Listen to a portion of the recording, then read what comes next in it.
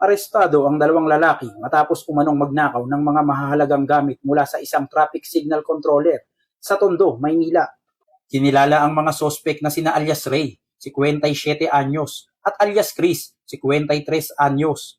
Nahuli ang mga ito bandang alas 7:55 ng gabi noong Hunyo 7, taong 2026 sa isinagawang follow-up operation ng mga tauhan ng Abad Santos Police Station.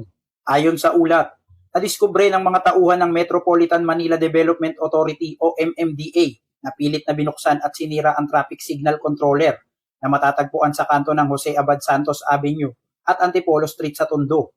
Dahil dito, nawawala ang ilang electrical components na naging sanhi na pagkasira ng traffic signal system.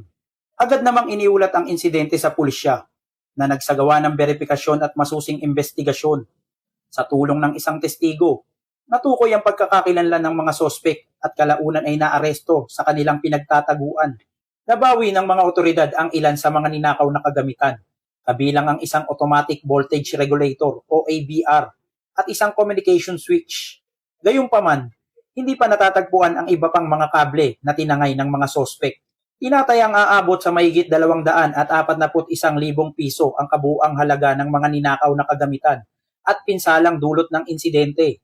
Matapos may paliwanag sa mga sospek ang kanilang mga karapatan, alinsunod sa batas at maisailalim sa medical examination, dinala sila sa impila ng pulisya para sa kaukulang proseso.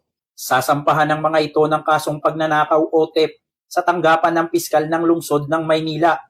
Mula dito sa Manila Police District, ako si Police Staff Sergeant Lionel Morpon, alagad ng batas, tagataguyod ng Balitang Pulis.